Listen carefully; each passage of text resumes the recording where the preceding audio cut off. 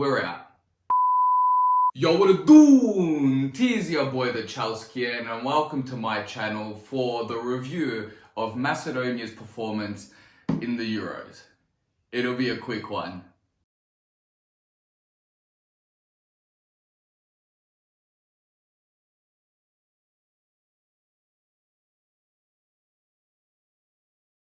So we are the only one of two teams with Turkey to not register a single point in the group stages of the Euros.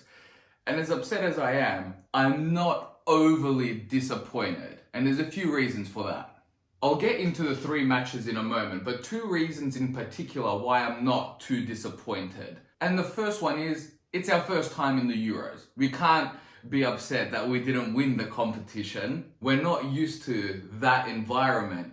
And the second reason is simply the three teams we faced, Austria, Ukraine and Netherlands, they're better than us, especially in the FIFA rankings. Now into the matches, and the first one, which was against Austria, we lost 3-1. First goal comes in the 17th minute from Stefan Leiner, well-timed cross from Sabitzer, and left foot on an angle knocks it into the net. And at that moment, there was actually not much that Dimitrievski could do, so not too upset. But then, in the 27th minute, Goran Pandev, the veteran, scores our equaliser to make a 1-1. Originally, what was a mistake in the defence, Trajkovski capitalised and clattered into the keeper, creates a spill, and then Pandev just knocks it into the goal and scores our first ever goal in the Euros. Not only has he scored Macedonia's first ever goal in the Euros, but he's also the youngest goal scorer and the oldest. And at that moment, the only goal for Macedonia. And then in the final 13 minutes, we were just gassed out and we collapsed. In the 77th minute, David Alaba, who did absolutely nothing the whole game, decides to whip in a worldie of a cross. Gregoric puts it in to make it 2-1, and then Arnautovic, just before added time in the 89th minute, scores a goal to finish us off and make it 3-1. Now for that match in particular, as I just mentioned, I'm not too upset because it's our very first match of the Euros, and I just believe we were gassed out. We just made two sloppy mistakes and a world-class cross, but they're two sloppy mistakes because of how gassed we were. And that's why I'm not too disappointed. We're not used to, as a team and individually, to play at a world-class level. For instance, if you look at our entire squad, we have 4 world-class players. And that's Pandev, at that moment, who's prehistoric, with all due respect, Alioski, Bardi, and Elmas. The rest of our team either sit on the bench or come get a few minutes off the bench, or play full time at a lower division and are not used to playing at that highest level. And I can forgive that. Hopefully, in the next major tournament, which is the World Cup, God willing we qualify, we can find some Macedonian upgrades, or by that time that the Macedonian players are getting more game time. Now, in the Ukraine match, we didn't play bad at all. There was one moment in a 5-minute period where we just conceded 2 goals, fell asleep. A goal from Yarmolenko, and then a few minutes later from Yaremchuk. And after that, I wouldn't say we dominated them, but it was fairly even and we had a few chances. And that's all it took for us to fall asleep for 5 minutes. We lost the match. But we pushed them. In the 67th minute, Pandev got kicked, which resulted in a penalty for Macedonia. And it was a weird penalty, but hey, you'll make every call you can. And Alioski steps up to take it, and keeper dives the right way. And Alioski does this kind of weird scissor volley, just throws himself to score from the rebound, and he makes it 2-1. And that's how the match finished, 2-1. And we never gave up. Ukraine, since they scored that second goal in about the 40th minute, they didn't challenge us. And then towards the end of the match, there was this free kick which they took, and this controversial VAR call, which ended up in a penalty, which was so bizarre. I'm going to lose my mind. But nonetheless, which VAR ended up deciding it was a penalty, and Dimitrievski steps up and he saves it. And in those moments, you're like, oh wow, can we actually get away with this? Like, you feel like you deserve that point, that win, that something. You just feel like you deserve it. It's kind of like a comeback story. And one of the most weirder things, I don't typically complain about conspiracies, and I'm not going to now, but the match ended with 20 seconds left of added time. And I felt that was very weird because we were in the attack. It was just after a deflection, and the ball, I believe, came to Alioski on the left wing area. And then the ref just blew full time while we were still in the attack near the box.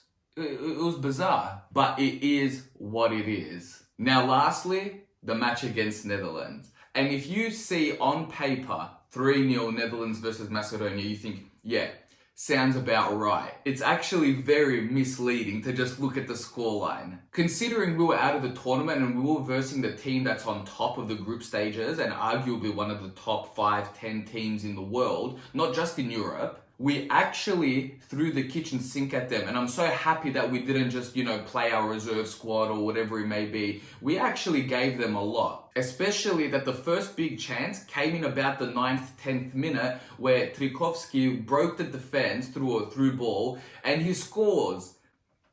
But it gets disallowed for an offside. Then about 10 minutes later, Trikovski from outside the box just hits a worldie and hits the side of the post. And it's like, oh my gosh, what do we need to actually count for a goal? And then seconds later, Depay scores from a cutback. But what is really annoying, you're watching your team for the first time in the Euros, there's going to be some bias there, no arguments. But watching that from the counter-attack that led to their goal, I truly believe Goran Pandev was tackled.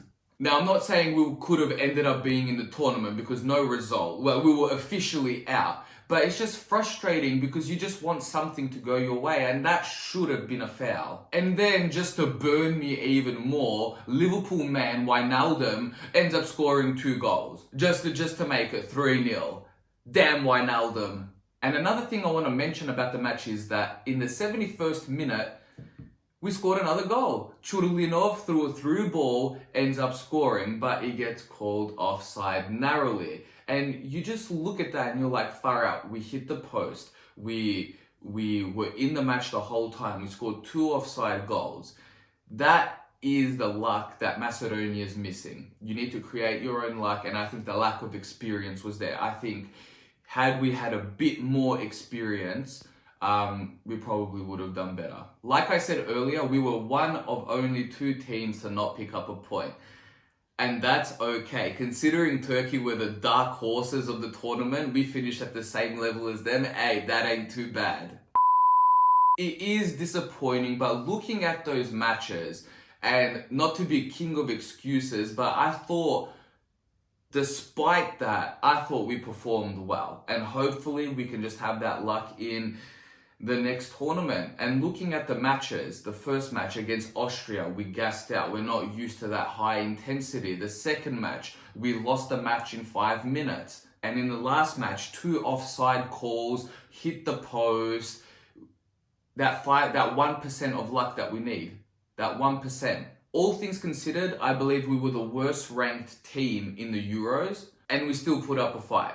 And hopefully, for the World Cup, we make some justice. Before I sign off, I just want to give 2 players in particular appreciation. I could give the whole squad appreciation, but 2 in particular. And the first is Dmitrievski. Coming into the tournament, I was actually really worried about our goalkeeping situation. Albeit we conceded 8 goals in 3 matches, which I believe, truthfully, Dmitrievski couldn't have done much better in those moments, or any other keeper in those moments. He actually did have a wonderful campaign and did, despite losing every single match, kept us in the game in a lot of them. He had so many off-the-line saves. He saved the penalty. And on top of that, he made an additional 15 or so saves in just 3 games. Now, the second person I want to give an appreciation to, obviously, I don't even have to say it, you know who I'm talking about.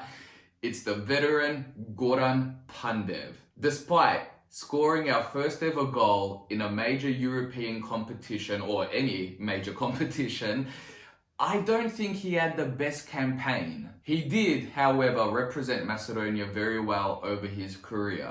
And I know not all fairy tales can come true, but I wish we did give him a wonderful send-off in terms of a goal or a hat-trick or a positive result against Netherlands. But as I said, not all fairy tales come true. He had 122 appearances for Macedonia and 38 goals. If I remember the statistic correctly, he's something like the 40th highest goal scorer of all time for international football. So props to him. Obviously that means he's in the top 50 of all time. And now that Macedonia is out in the round of 16, I have to pick a new team to support, and I have 3 possibilities. The first one is Belgium. It's where the most Chelsea representatives are, albeit none of them still play for Chelsea except for Michy Batshuayi, but you have Courtois, Eden Hazard, Kevin De Bruyne, Romelu Lukaku, mispronounced his name heavily, but nonetheless. Secondly, I want France to do very well because of N'Golo Kante and Olivier Giroud. I believe if France win the Euros, he will 100% win the Ballon d'Or. But the tricky thing is about that is there's a few players in that team that I just cannot stand. Pogba is one of them. I just cannot stand that guy. And Karim Benzema, oh my gosh, that guy does my head in. I can't stand the bloke. And third team that I might support, I'll have to decide very soon, is Portugal because of Cristiano Ronaldo. I believe he's the GOAT. I don't care about Messi, but I'm going to be supporting one of those 3 teams, and I have to make that decision double quick, double time, man. That's it for that video. Thank you for watching the review of Macedonia's 3-match performance in the Euros. If you enjoyed this video, please give it a like, comment below, and if you're new to this channel, throw in a sub. Thank you so much for watching.